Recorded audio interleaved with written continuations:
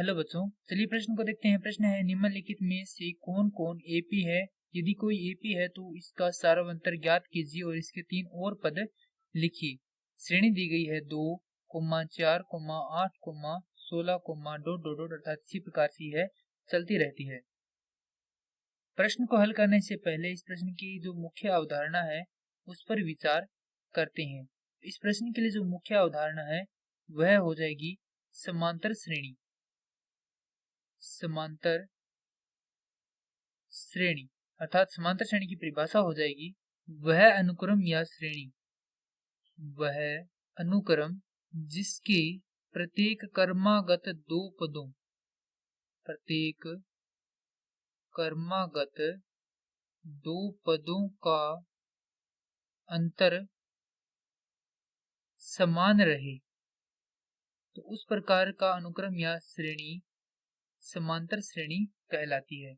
इसके रूप की बात करें तो इसके लिए प्रथम पद, द्वितीय पद, तृतीय पद, चतुर्थ पद और इसी प्रकार चलते हुए अन्य पद तक चलती है, अर्थात ये अनंत तक चलती है। तो प्रथम पद है उसे ए द्वारा, द्वितीय पद को ए जोड़ डी, डी जहां पर है सार्वंतर, तृतीय पद को ए जोड़ 2 डी, अर्थात जो सार्वंतर उसको 2 बार जोड़ा जाता है। चतुर्थ पद के लिए प्रथम पद में सार्वंतर को 3 बार जोड़ा जाता है और इसी प्रकार जो nवां पद है उसके लिए प्रथम पद में जो सार्वंतर है उसको n घटाव 1 बार जोड़ा जाता है। अब दी गई श्रेणी है हमें प्रश्न में 2, 4, 8, 16, डॉट डॉट डॉट, अर्थात ये इसी प्रकार से चलती रहती है। इसका प्रथम पद a बराबर हो जाएगा 2, जो कि दिया गया पहला पद 2।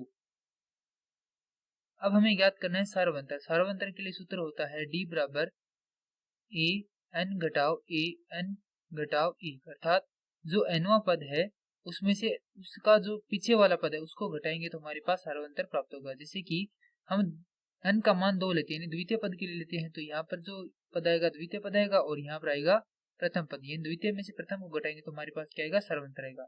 इसकी जांच के लिए हम यहाँ पर तृतीय में से द्वितीय पद भी घटा रहे हैं, यानी कि ये दोनों बराबर आ रहे, तो जो हमारी श्रेणी है उसके लिए सार्वंतर वही रहेगा।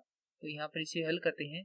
ए द्वितीय जो है वह रहेगा हमारा 4, प्रथम पद है हमारे पास 2, 4 घटाव 2 बराबर होगा 2, तृतीय पद है हमारा 8 घटाव द्वितीय पद है 4, तो यहाँ पर जो अंतर है वह रह रहा है 4, अर्थात ये दोनों बराबर नहीं है। इसका मतलब इस श्रेणी में सार्वंतर समान नहीं है, सार्वंतर समान नहीं है, जिसके कारण यह एक समांतर श्रेणी नहीं है, समांतर श्रेणी नहीं है। और यही हमें ज्ञात करना था।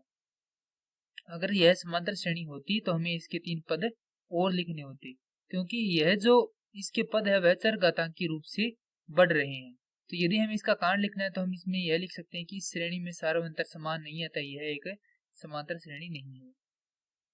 तो यह हमारे प्रश्न का उत्तर है। मैं आशा करता हूं कि यह प्रश्न आपको समझ में आया होगा। धन्यवाद।